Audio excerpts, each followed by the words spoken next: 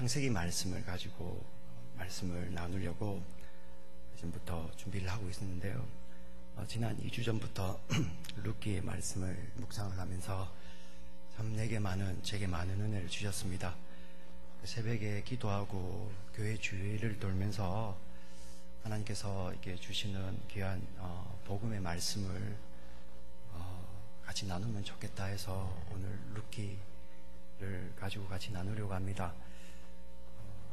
내내 룻기만 묵상을 하면서요, 교회 주변 돌다가 울기도 하고, 때로는 사람이 오는 것 같으면은 테니스장에 가서 울기도 하고, 참 하나님께서 우리를 사랑하신다는 그 복음 때문에 많이 울었습니다. 그래서 그 복음을 저하고 여러분이 그냥 말씀을 통해서 나누기 원합니다. 복음을 가장 드라마틱하게 잘 보여주는 구약 성경 중에 하나가 바로 룻기입니다. 룻기에는 나오미와 그의 며느리 모압 여인 룻이 등장을 합니다. 사사들이 치리하던 시대에 유대의 흉년이 들자 나오미는 그의 남편 엘리멜렉과 두 아들 기럝과 말론과 함께 흉년을 피해 모압 땅으로 내려갑니다. 거기서 두 아들이 기럝과 말론이 모압 여인과 결혼을 해서 그 며느리의 이름이 성경에 나와 있는데 오르바와 룻입니다. 그런데 흉년을 피해서 내려갔던 모압 땅에서 나오는 나오미는 남편 엘리멜렉을 먼저 하늘나라로 보냅니다. 그리고 곧 이어서 두 아들마저도 하늘나라로 먼저 보내버립니다. 그래서 그 땅에 소망이 없기 때문에 또 여호와께서 다시 유대 땅에 은혜를 주셨다는 이야기를 듣고 유대 땅으로 돌아오는데 며느리 중 한 명인 오르바는 그녀의 고향 땅 모압으로 돌아가고 다른 며느리 룻만 시어머니 나오미를 따라서 다시 유대로 돌아옵니다. 그 당시에는 남자가 있어야 땅과 같은 기업을 소유합니다. 그래서 과부들은 너무나도 고통스러운 가난을 견디고 살아야 합니다. 기업이 없기 때문에요. 고통을 면할 수 있는 유일한 길은 죽은 남편의 형제나 친척들 중 한 명이 다시 그 과부와 결혼을 하고 그 남자가 예전에 가졌던 기업을 다시 되사주는 방법밖에는 없습니다. 그래서 성경에 나오는 기업을 물은다는 말은 바로 이를 두고 하는 말입니다. 오늘 읽은 룻기는 이렇게 꼬일 대로 꼬여버린 두 자부의 이야기입니다. 시어머니도 과부, 며느리도 과부, 그리고 그 며느리는 이스라엘 사람들이 너무나도 싫어하는 이방인 모압 사람이었습니다. 유대에 돌아와서 며느리 룻은 끼니라도 이어가기 위해서 이삭을 주우러 나갑니다. 그런데 룻이 이삭을 줍는 밭에서 부유한 자라는 뜻의 이름을 가진 밭주인 보아스를 만나게 됩니다. 그 밭주인 보아스는 하인들에게서 저 여인이 누구냐? 분명히 외모가 달랐겠죠, 그죠? 그리고 그 룻의 사정을 전해 듣고는 룻에게 호의를 베풀어 줍니다. 이 일을 며느리 룻이 돌아와서 시어머니 나오미에게 말을 전하자 나오미는 그 보아스가 자신들의 기업을 다시 되찾아 줄 수 있는 친족 보아스임을 알아보고 룻을 보아스에게 시집을 보내려고 하는 과정이 오늘 읽은 룻기 3장 본문에 있습니다. 성도 여러분, 룻이 보아스를 만나는 과정은 신랑인 예수 그리스도와 신부인 교회가 만나는 것과도 너무나도 비슷합니다. 너무나도 복음을 잘 설명하고 있어요. 룻이 보아스를 만나기 위해서 목욕을 하고 기름을 바르고 의복을 갈아입는 것, 즉 자신을 단장하는 것은 이 땅에서 신부인 교회가 예수 그리스도의 오심을 기다리며 자신을 단장하는 것과 너무나도 흡사합니다. 이 룻을 읽으니까 계시록이 확 보여요. 3장에 오늘 읽은 본문에 보면 목욕하고라는 말이 나와 있습니다. 여러분, 목욕을 한다는 것은 우리 몸에 덕지덕지 붙어있는 세상의 때들을 다 씻어낸다는 이야기겠죠. 여러분들이 교회에 오실 때마다 목욕을 하고 와야 된다는 말이 아닙니다. 신랑 되신 예수님을 만나러 오는데 신부인 우리가 세상에 얽매여 있는 그 때들이 너무나도 많이 있다는 것입니다. 우리는 지금 신랑이신 예수님을 만나는 것조차 힘들어할 만큼 너무나도 많은 나쁜 습관들이 저희 몸에 달라붙어 있습니다. 지나친 인터넷을 사용하는 것, 지나치게 쇼핑하는 것, 지나치게 오락이나 지나치게 레저 활동하는 것, 어찌 보면 예수님보다 더 좋아하여 얽매이는 것들, 이런 것들은 우리 몸의 때와 같이 벗기듯이 벗어버려야 한다는 것입니다. 목욕을 한 룻이 기름을 바릅니다. 향기 나는 향유를 몸에 바른 룻에게서는 그 향유의 냄새가 풍겨 나옵니다. 향유의 향기가 룻의 몸을 덮은 것이죠. 우리 성도들도, 교회들도 기름을 바릅니다. 그런데 이 기름은 스스로 바르는 것이 아니라 하나님이 부어주시는 것입니다. 요한일서 2장 21절에서는 이렇게 약속을 하고 있습니다. 너희는 거룩하신 자에게서 기름 부음을 받고 모든 것을 아느니라. 너희는 누구죠? 성도, 우리 교회는 하나님으로부터 기름 부음을 받았다고 이야기를 합니다. 그래서 하나님으로부터 기름 부음을 받았기 때문에 우리에게는 예수의 향기가 납니다. 그래서 고린도후서 2장 15절에는 이런 말씀이 있어요. 우리는 구원받은 자들에게나 망하는 자들에게나 하나님 앞에서 그리스도의 향기니. 옆 사람을 보시면 저와 여러분은 예수 향기 나는 성도들입니다. 성경에 그렇게 써 있어요. 아멘. 기름을 붓고 의복을 갈아입습니다. 가난한 룻에게 얼마나 좋은 옷이 있었겠습니까? 하지만 자신이 가장 아끼는 옷으로 룻은 갈아입었습니다. 그리스도께서 그의 신부인 교회에 새 옷을 입혀주셨어요. 계시록 7장에 보면은 흰 옷 입은 자들이 나옵니다. 바로 하나님의 구원받은 백성들을 이야기하는데요. 이 하나님의 구원받은 백성들을 계시록에서는 어린 양의 신부라고 합니다. 계시록 7장 13절에서 14절 나와 있네요. 저와 여러분 같이 한번 읽어볼까요? 장로 중 하나가 응답하여 나에게 이르되 아들이 누구며 또 어디서 왔느냐?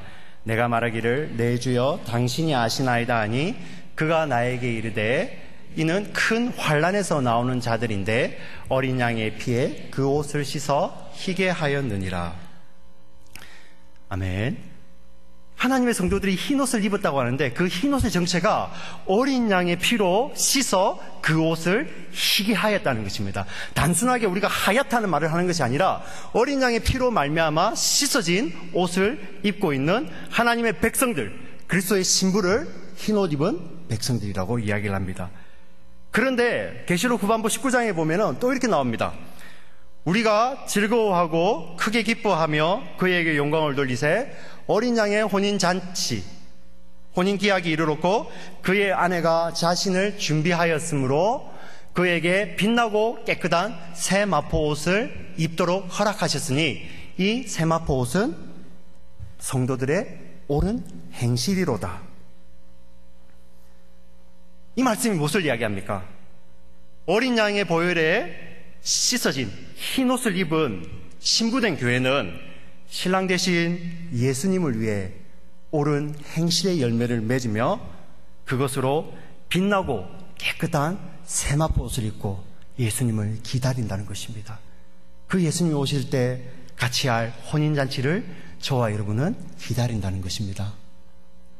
아멘. 룻이 이렇게 단장을 하고 보아스에게 갑니다. 그때는 보리를 타작하던 때였습니다. 시골 농부들에게 타작할 때만큼 즐거운 때가 어디 있겠습니까? 타작의 기쁨에 하루의 고된 일도 다 잊어버리게 됩니다. 보아스가 타작한 곡식 단더미의 끝에 자리를 만들고 거기에 누워서 깊은 잠에 빠집니다. 깊은 밤 룻은 잠든 보아스의 그 지척으로 가는데요. 보아스가 잠결에라도 인기척을 느끼며 깰까봐 뒤꿈치를 들고 조심조심 살금살금 보아스가 누운 자리 곁으로 다가갑니다. 그리고 조용히 보아스가 덮은 이불을 살며시 들고 그 발치 아래에 눕습니다. 그 시절 고대 금동에서는 여인이 남자의 발치에 이불을 들고 조용히 들어가서 눕는 것은 자신은 아무것도 아니고 당신에게 저는 완전히 복종합니다 라는 것을 나타내는 관습이 있습니다. 룻이 보아스의 발치에 그렇게 누워 있는 것입니다. 근데 인기척을 느낄 보아스가 일어나서 보니 깜깜한 밤이라 정확하게 얼굴을 알아볼 수 없지만 여자가 그 밑에 누워 있는 것입니다. 자기의 발치 밑에. 여기 보면은 보아스가 내가 누구냐고 묻습니다. Who are you? 네가 누구냐? 근데 룻이 저는 당신의 여종입니다. 당신의 옷자락을 펴서 당신의 여종을 덮어주시옵소서. 왜냐하면 보아스 당신이 저의 기업을 다시 사줄 사람입니다. 라고 룻이 보아스에게 이야기를 합니다. 여러분, 룻의 대답이 단순히 제가 너무 부끄러워요. 내가 벌거벗은 것처럼 너무 창피합니다. 그러니까 당신 옷 좀 빌려주세요. 좀 덮게요. 이러한 것을 이야기하는 것입니까? 여러분, 이 장면을 이해하기 위해서는 바로 앞장인 룻기 2장에서 보아스가 룻을 처음 만난 장면을 봐야 하고 이해해야 됩니다. 보아스가 보아스의 밭에서 이삭을 줍고 있던 룻에게 다가와서 룻을 축복하며 이야기합니다. 우리 룻기 2장 11절과 12절을 같이 한번 읽어보겠습니다. 시작. 보아스가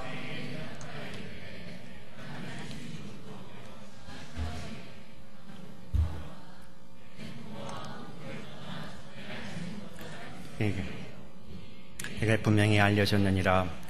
여호와께서 내가 행한 일에 보답하시기를 원하며 이스라엘 하나님 여호와께서 그의 날개 아래에 보호를 받으러 온 내게 온전한 상 주시기를 원하노라 하는지라. 보아스가 룻의 효행과 룻의 하나님에 대한 믿음을 들었다고 이야기를 하면서 룻을 축복합니다. 근데 그 말이 이스라엘 하나님이 여호와께서 그의 날개 아래에 보호를 받으러 온 룻 너를 축복하기를 원하노라 이야기합니다. 여러분, 여호와의 날개 아래에 보호받는다는 말은 여호와 하나님께서 그의 택하신 백성을 인도하시고 보호하신다는 언약적 사랑을 나타내는 말입니다. 출애굽기 19장 4절에는 이렇게 나와 있습니다. 내가 애굽 사람에게서 어떻게 행하였음과 내가 어떻게 독수리 날개로 너희를 업어 내게로 인도하였음을 너희가 보았느니라. 하나님께서 이스라엘 백성을 독수리 날개로 업어서 인도하셨다고 이야기합니다. 근데 바로 룻기 2장 12절 말씀은 보아스가 여호와 하나님의 그 언약적 사랑이 룻에게 임하기를 축복하는 것입니다. 바로 날개가 그 의미입니다. 근데 룻이 그 말씀을 기억을 합니다. 그리고 오늘 룻이 그 보아스의 발치에 누워서 나는 비천하고 아무것도 스스로 소유할 수 없는 여인입니다. 하나님이 보아스, 당신을 통해서 베풀어 줄 그 사랑이 필요합니다. 당신의 옷자락을 펴서 당신의 여종을 덮으소서. 이렇게 이야기를 하죠. 이 장에 나왔던 여호와의 날개라는 그 날개라는 단어와 3장의 보아스의 옷자락이라는 그 옷자락은 히브리어로 똑같은 단어입니다. 히브리어 단어 까나프라는 단어인데요. 룻기에서는 유일하게 2장 그 12절과 3장 여기에서만 쓰이는 단어입니다. 여호와의 날개와 보아스의 옷자락이 결국 같은 의미인 것입니다. 우리도 룻과 같이 신랑인 예수 그리스도께 이렇게 고백할 것입니다. 교회인 우리는 이렇게 고백하겠죠. 주님, 당신의 사랑이 너무나도 필요합니다. 죄로 물들고 수치와 저주로 발가벗겨진 이 몸을 가릴 수 있는 분은 주님 당신밖에 없습니다. 당신의 옷자락으로 나를 덮어주시옵소서. 이렇게 저와 여러분 고백하실 것입니다.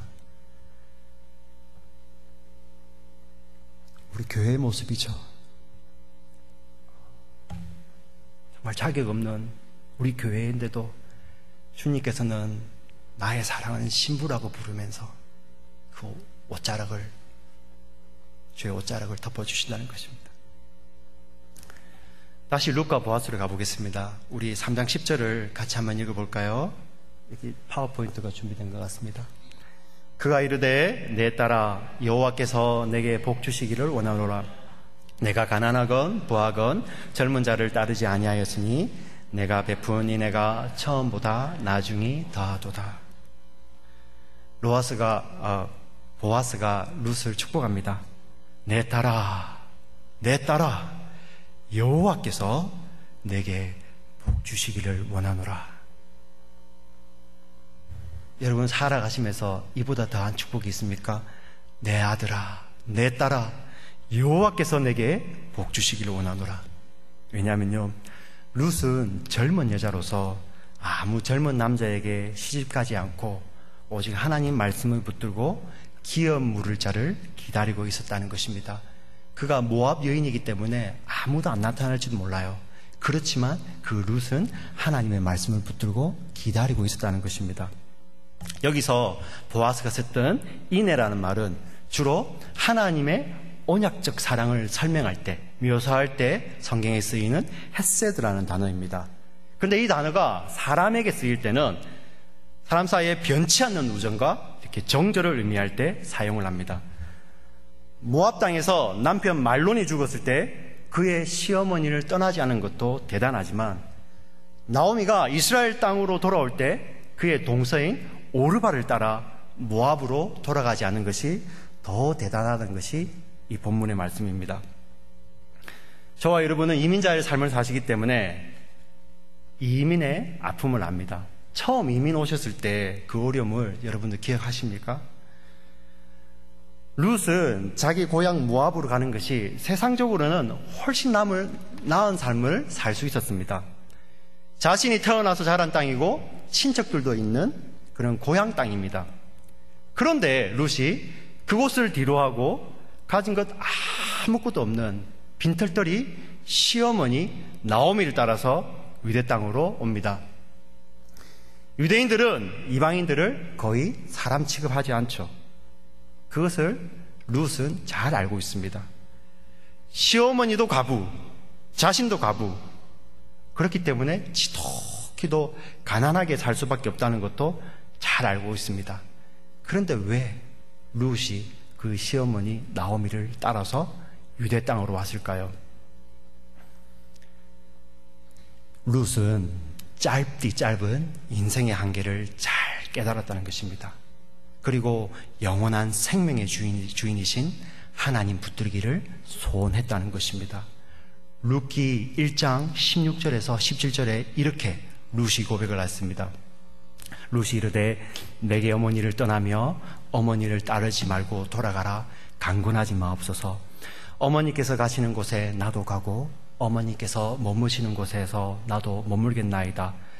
어머니의 백성이 나의 백성이 되고 어머니의 하나님이 나의 하나님이 되시리니 어머니께서 죽으시는 곳에서 나도 죽어 거기 묻힐 것이라.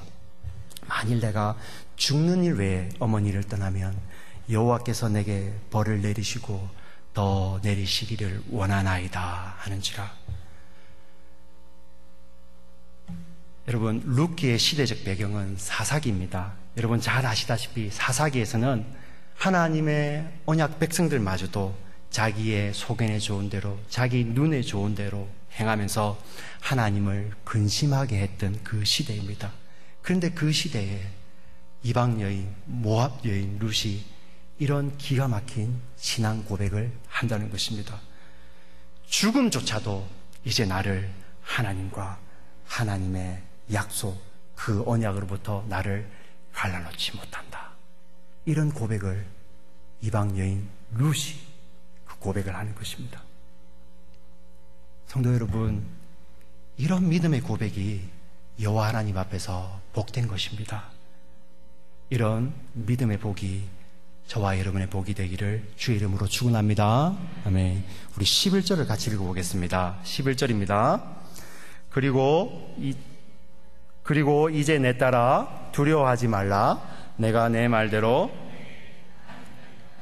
내가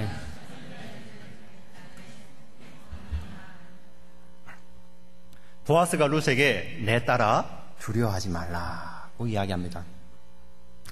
여러분, 성경에서 가장 많이 나오는 명령이 뭔지 아십니까? 바로 두려워하지 말라는 그 명령입니다.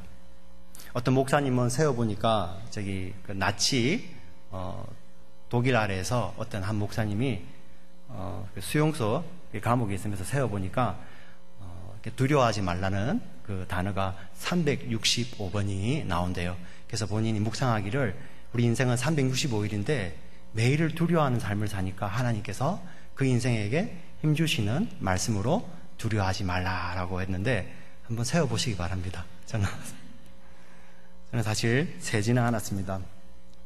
그러나 하나님께서 그의 백성을 구원하시기 위해서 하나님께서 직접 찾아오시거나 하나님의 사자가 나타났을 때 늘 하셨던 말씀이 이 말씀이셨죠. 두려워하지 말라. 내가 너희를 구원하겠다 하시는 이 말씀이었습니다. 두려워하지 말라 하면서 그들에게 구원의 기쁜 소식을 전해주었습니다. 그래서 누가복음에 가면은 예수님의 그 놀라운 탄생 소식을 이야기하면서도 두려워하지 말라. 온 백성에게 미칠 큰 기쁨의 좋은 소식을 너희에게 전한다. 이야기하는 것입니다. 오늘을 사시면서 스스로 해결하지 못할 여러 가지 문제들 때문에 혹시 이 밤에 두려워한 분들이 계십니까? 오늘 이 밤에 하나님의 음성이 저와 여러분들에게 들리기를 소원합니다. 내 딸아, 내 아들아, 두려워하지 말아라.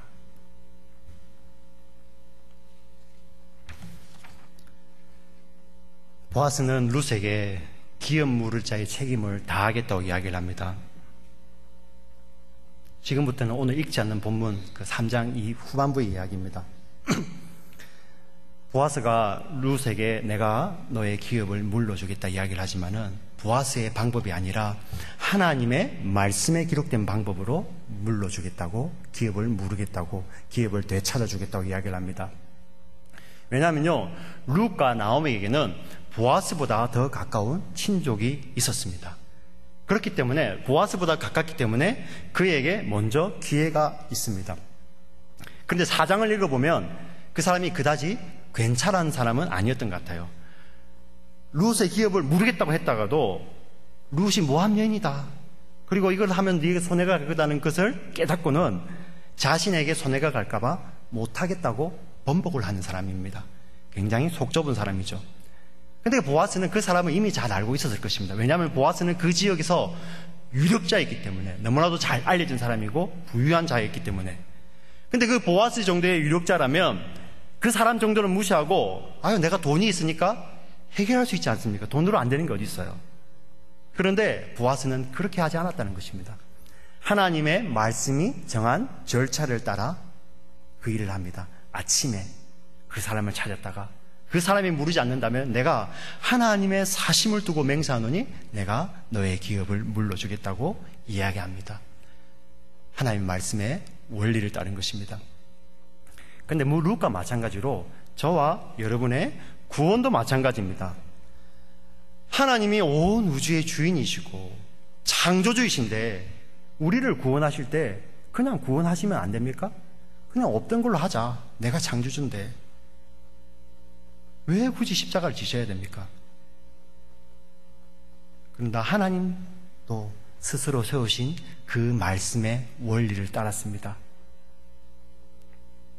죄를 지은 자는 정령 죽으리라 하셨던 그 말씀, 그리고 생명은 반드시 생명으로 갚을지니라 하셨던 그 말씀. 저와 여러분의 생명을 대신해서 어떤 생명이 그 값을 치를 수 있겠습니까? 여러분 자녀들 사랑하지 않습니까? 그런데 우리가 사랑하는 그 자녀들을 위해서 우리의 생명을, 내가 오늘 이 밤에 내가 내 사랑하는 아들을 위해서, 딸을 위해서, 여러분들이 오늘 이 밤에 여러분들의 사랑하는 그 자녀들을 위해서 그 생명 버린다고 해도 우리의 자녀가 천국을 갈 수 있나요? 없습니다. 왜냐하면 우리 자신도 우리의 죄로 인해 영원히 죽을 수밖에 없는 죄인이기 때문입니다. 오직 하나님의 그 공의를 만족시킬 수 있는 완전한 의인이 죄인을 위해서 죽어야만 그 공의가 만족이 된다는 것입니다. 그렇기 때문에 태중에서부터 죄인인 저와 여러분에게는 소망이 없습니다. 소원이 없습니다. 그런데 이런 소망 없는 저와 여러분, 우리를 위해서 하나님께서 그 사랑하시는 독생자 예수 그리스도의 그 생명을 아끼지 않으셨습니다. 이것이 복음인 것입니다. 아멘입니까? 네. 새벽이 되자 보아스의 발치에 누워 그 보아스의 옷자락을 덮고 있던 룻이 일어납니다. 보아스는 룻을 보호하기 위해서 사람들이 알아채기 전에 새벽에 룻을 집으로 돌려보내려고 합니다. 근데 보아스가 그때 룻에게 그 타작한 보리를 가져다가 보리를 데워서 줍니다.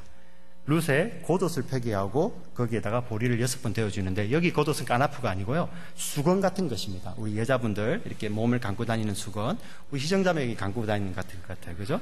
그걸 쭉 펴서 거기다가 보리를 6번 데워줍니다. 왜 보아스가 보리를 6번 데워준 것이 성경에 기록되어 있을까요? 그냥 보리를 줬다고 하면 되잖아요. 요한복음에 가면은 가나 혼인 잔치에서 빈 항아리에 물을 채우다가 갖다 줬다고 나와 있습니다. 그냥 항아리에 물을 채워서 갖다 줬다고 하면 되는데 그 항아리가 6개라고 성경은 기록을 합니다. 요한복음 4장에 보면은 수가성 여인에게 예수님께서 네가 남편이 어디 있느냐 데려오라 하니까 남편이 없다고 하죠. 그러니 예수님 하신 말씀이 지금 있는 남편도 네 남편이 아니고 전에 있던 다섯도 네 남편이 아니라고 이야기를 합니다. 예수님이 굳이 그 여인의 전 남편이 6이었다고 이야기를 합니다. 무엇을 이야기하는 것입니까?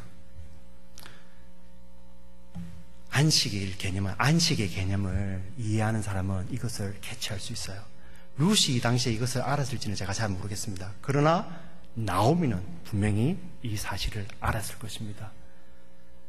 6일 동안 하나님께서 천지를 창조하셨고 우리 인생은 6일 동안 일하고 안식하게 되어 있습니다. 그러나 우리의 죄로 말미암아 그 안식이 수고하고 고통하게 되는 것이죠.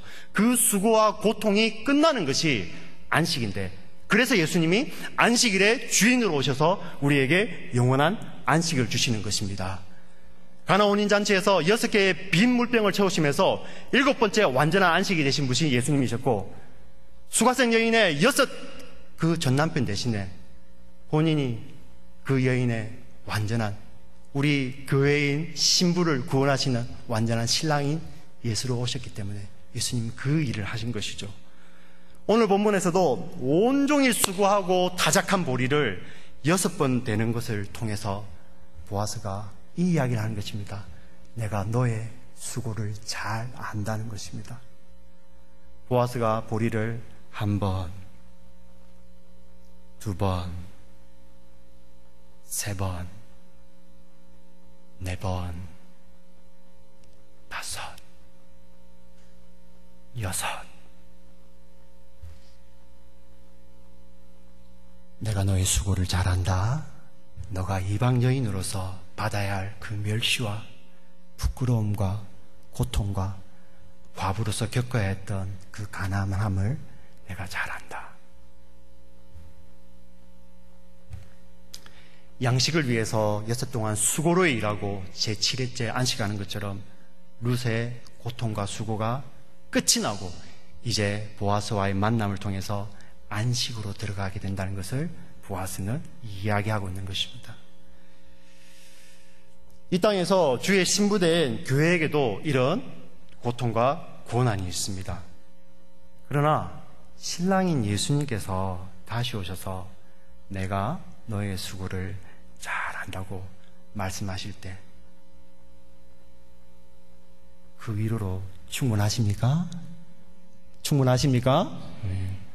계시록에 보면은 2장의 서머나 교회와 3장의 라오디기아 교회가 나오는데 참 대조적이에요. 서머나 교회는 굉장히 발달된 도시, 무역이 발달을 하고 이 상업이 발달해서 세계에서 정말 극상품의 포도주를 팔던 그런 서머나였는데, 그 크리스찬들은 그 가운데서 그 상업에 끼지 못하고 정말 주의 예수 그리스도의 그 정절을 지키면서 가난하게 살던 자들인데, 근데 이들의 선한 영향력이 커져나가니까 이들의 선한 영향력 때문에 그 도시에서 포도주가 팔리지 않고 산업이 이렇게 힘들어지고 우상을 섬기는 곳에서 장사가 안 되니까 그 서머나 총독은 되어놓고 내가 기독교인들을 박멸하겠다고 이야기를 합니다. 거기에 보면 여러분들 유명한 그 폴리캅 같은 사람들이 나오지 않습니까? 그렇게 가난했던 자들에게 예수님 하시는 말씀이, 너가 가난한 것 같지만 너는 실상 부유한 자라고 예수님 말씀해 주시고요. 라오디게아 교회는 그 당시 그 지리적으로 안약이 발달하는 도시에서 그들이 같이 장사를 했던 것 같아요. 그리고 장사를 하면서 이렇게 상업적으로 이렇게 풍성해서 라오디게아 교회가 내가 부자라 하니까 예수님 하신 말씀이 실상은 네가 부자가 아니고 가난한 자라고 이야기를 합니다. 여러분, 누가 진짜 부자입니까? 나의 삶은, 나의 인생의 이 땅의 삶은 가난해 보이지만은 주님이 오셔가지고 내가 너를 잘 안다 하시고 너는 부자라 하는 자가 부자입니까? 내가 이 땅에서 조금 잘 나가는 것 같지만은 주님께서는 네가 가난하다. 우리 신앙의 조상들은 어땠습니까? 우리 손양원 목사님 같은 경우는 평생을 나병 환자를 돌봤습니다.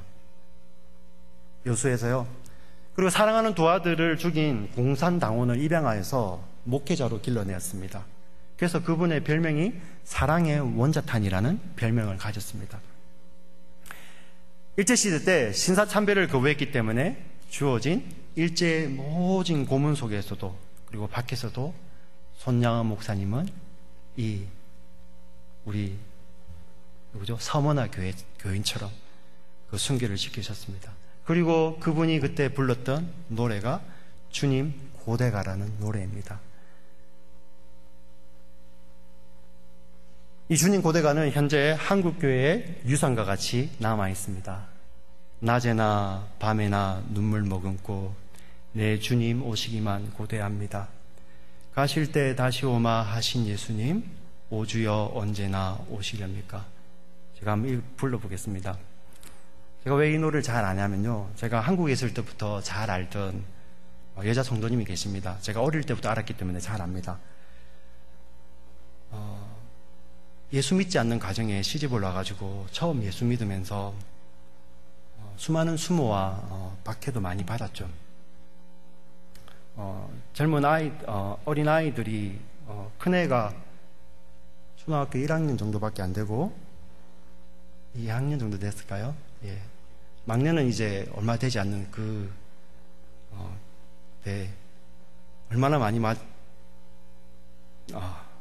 얼마나 많이 맞았으면, 예. 근데 하루는, 그렇게 귀하게 여기던 성경을, 핍박하는 그 남편이, 이렇게 다 찢어버렸어요. 다 찢어서 버렸는데, 그거를 다 주워다가 스카치 테이프로 다 붙이고 있더라고요.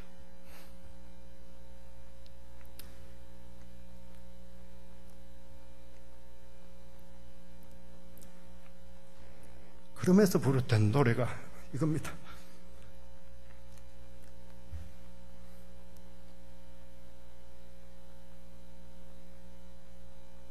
낮에나 밤에나 눈물 머금고 내 주님 오시기만 고대합니다.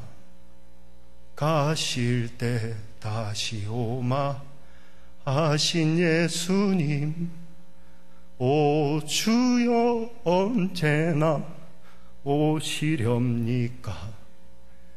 신부 되신 교회가 흰 옷을 입고 기름 준비 다 해놓고 기다리오니 가실 때 다시 오마 하신 예수님, 오 주여 언제나 오시렵니까?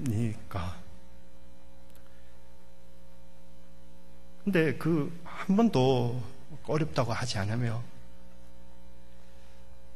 그 어린아이가 이해하지 못한다고 할 때 그 예수님의 사랑이 너무나도 크기 때문에 이것은 아무것도 아니고, 사랑하는 아들아, 너도 이 예수님을 사랑하고 일생을 주를 위해 살아라.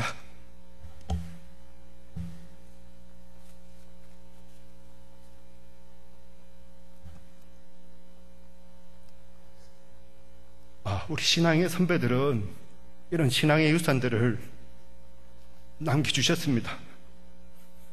근데 저도 지금 미국 땅에 살면서, 저와 여러분 이 미국 땅에 살면서 우리의 모습은 어떻습니까? 우리에게 핍박이 없습니다. 지난주에도 말씀에 나왔지만 우리가 제대로 예수를 안 믿기 때문에 핍박도 없고 우리에겐 눈물도 없는 것입니다. 울 일이 없죠. 힘든 일이 있어야지 울죠. 그냥 아기들처럼 내 이거 필요해 우는 거, 이거는 어른이니까 이제 참을 수 있습니다. 그러나 내가 영적으로 너무나도 비어있고 내 심령이 가난해서 주님 아니면 채울 수 없다는, 그리고 내가 지금 입고 있는 옷이 너무나도 더럽고 수치스러워서 주님이 예비하시는 그 흰 옷이 아니면은 제가 나을 수 없다는 그런 고백이 없이는 이것이 이해가 안 되는 것입니다.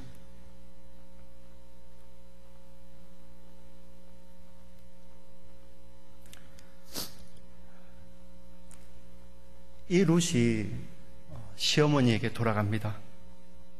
시어머니 나오미가 룻을 보고 내 딸아 어떻게 되었느냐고 묻습니다. 그렇게 묻자 룻이 보리를 6번 데워주었던 이야기를 합니다. 16절에 나오는 단어 내 딸아 어떻게 되었느냐 하는, 어떻게 되었느냐 하는 그 구절과 9절에 보아스가 나오미에게 내가 누구냐 했던 그 히브리 구절은 사실 똑같은 말입니다. 앞에 내 딸아 어떻게 되었느냐도 미앗, 그리고 네가 누구냐 하는 구절에 그것도 미앗입니다. 사실은 이 둘 다 번역하면은 영어로는 who are you? 네가 누구냐라고 번역을 해야 됩니다. 그런데 16절에서 보니까 내 딸아 네가 누구냐 이렇게 묻게 되니까 말이 이상하죠. 내 딸아 불러놓고 예를 들면 희정자매 해놓고 당신이 누굽니까? 묻는 거 똑같은 거죠. 나오미가 룻을 알아봅니다. 내 딸아. 그런데 나오미가 네가 누구냐고 묻는 것입니다. 그래서 우리 한글 성경은 어떻게 되었느냐 하고 의역을 한 것이죠. 우리는 여기서 원문의 어감을 살려서 해석을 해보아야 됩니다. 첫 번째 구절 보아스가 그 룻에게 Who are you? 물었던 것에 대한 대답은 어떻습니까? 룻이 이렇게 대답을 합니다. 저는 더 이상 이방 여인이 아닙니다. 보아스 당신의 구원에 필요한 당신의 여종입니다. 이렇게 대답을 하는 것입니다. 두 번째 16절에 나오는 Who are you에 대한 대답은 무엇일까요? 나오미가 룻에게 Who are you 물었을 때 룻은 어떻게 대답을 합니까? 저는 이제 더 이상 이방 여인도 종도 아닙니다. 저는 보아스의 사랑을 받는 여인입니다. 보아스가 저에게 보리를 6번 데워주며 저를 위로하며 그 사랑을 표현했습니다. 세상이 우리를 향해 묻습니다. Who are you? Who are you? Who are you? 그 세상의 질문에 대한 대답은 이것입니다. 우리는 예수 그리스도의 사랑을 받는 자입니다. 우리는 교회입니다. 우리는 흰옷 입은 그의 신부입니다. 그리스도께서 십자가에 자신을 내어주시고 살찢고 피 흘리시며 벌겋음의 수치와 모욕까지 다 참으시고 자신의 생명을 주시기까지 사랑하시면서 그분의 사랑을 표현했던 그 그 사랑받는 우리인 것입니다. 아멘입니까? 이 자초지정을 들은 나오미는 룻에게 이제됐다며 가만히 기다리라고 이야기합니다. 우리 18절이 있는데요. 18절을 같이 한번 읽어보겠습니다. 룻기 3장 18절입니다. 이에 시어머니가 이르되 내 딸아 이 사건이 어떻게 될지 알기까지 앉아있으라. 그 사람이 오늘 이 일을 성취하기 전에는 쉬지 아니하리라 하니라. 며느리 룻과 시어머니 나오미의 기업을 무르는 일은 이제 보아스의 손에 달려 있습니다. 이제 공은 보아스의 손으로 넘어갔죠. 기업을 무른다는 말 가을은 성경에서 구원을 한다고 할 때도 사용이 되고 있습니다.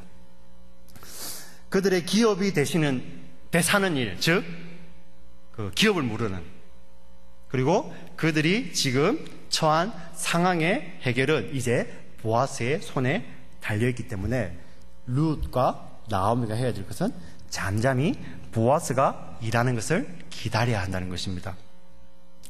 근데 사랑하는 성도 여러분, 이 기다림은요, 보아스에 대한 완전한 믿음이 있어야만 할 수 있는 것입니다. 여러분, 기다림이 쉽습니까? 한 줄 보자 하죠. 그게 우리입니다. 우리는 얼마나 많은 것들을 우리 손으로만 해결하려고 합니까? 사랑하는 성도 여러분, 구원은 우리가 스스로 이룰 수 없습니다. 그 영적인 일도 마찬가지입니다. 그 영적인 문제들은 우리 스스로가 해결할 수 없고 우리 스스로가 풀어나갈 수 없습니다.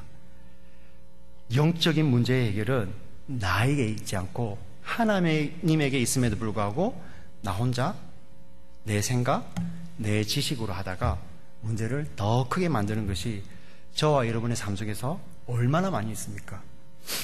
그때 주님이 하시는 말씀은 너희는 가만히 있으라는 것입니다. 출애굽기에 보면은 이 룻기와 마찬가지로 출애굽기 당시 그 홍해가 그 앞을 가로막았고 이스라엘 백성 뒤로 그 이집트 애굽의 마병들이 뒤를 추격하는 상황이었습니다. 마치 도간에 든 지와 같은 상황이었습니다. 그러나 그때도 하나님께서 그 하나님의 사랑하시는 백성들, 마치 독수리 날개로 앉는 듯이 구원하시는 그 하나님 백성들에게 주신 말씀은 너희는 가만히 있으라입니다. 출애굽기 15장 제가 읽어드리겠습니다. 모세가 백성에게 이르되 너희는 두려워하지 말고 가만히 있어서 여호와께서 오늘 너희를 위하여 행하시는 구원을 보라.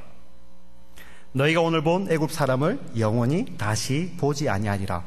여호와께서 너희를 위하여 싸우시리니 너희는 가만히 있을지니라. 사랑하는 성도 여러분, 문제는 땅에서 생겨나지만 문제 해결은 하늘에 있습니다.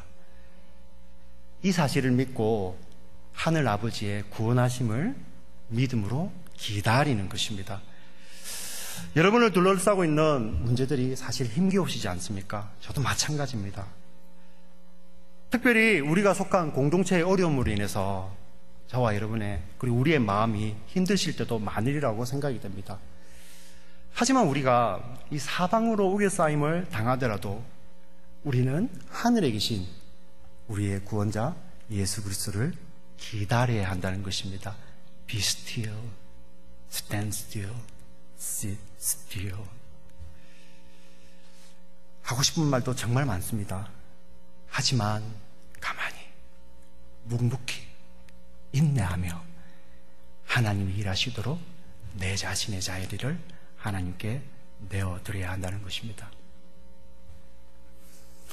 영적 풍랑과 폭풍 가운데서 우리 가만히 있는 것은 결코 쉽지 않습니다. 하지만 거기에 믿음이 들어가면 우리는 가만히 있을 수 있어요.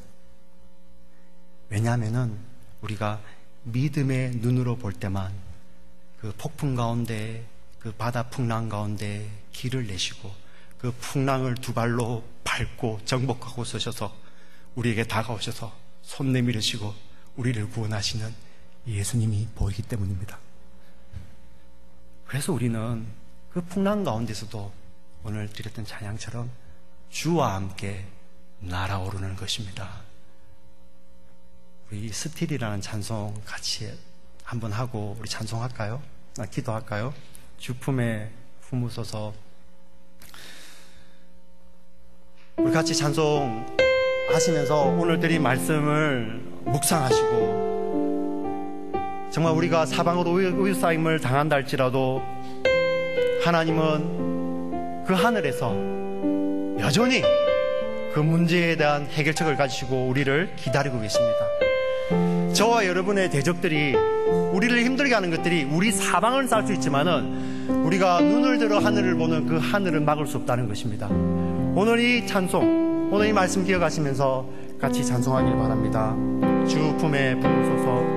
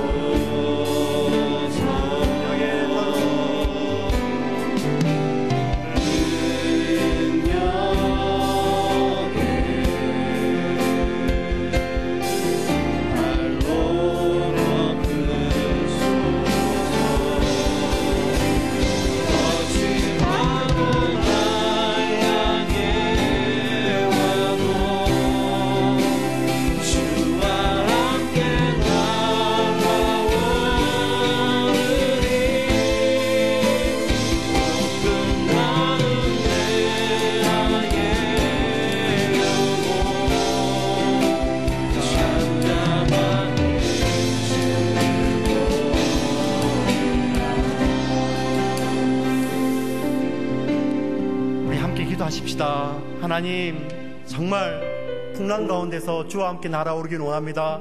하나님, 저를 하나님의 그 은혜의 날개로 저를 품어주시옵소서. 하나님, 정말 부족한 저이지만은, 연약하고 수치스러운 저이지만은 하나님의 은혜의 날개에 품을 때 이제 나는 더 이상 연약하고 수치스러운 자가 아니라 하나님의 사랑을 받는, 그리스도의 사랑을 받는 교회이고 순결한 신분을 고백합니다. 그 하나님을 찾으며 그 예수 그리스도를 부르면서 나아가는 저와 여러분 되시기를 바랍니다. 우리 이 시간에 한번 통성으로 기도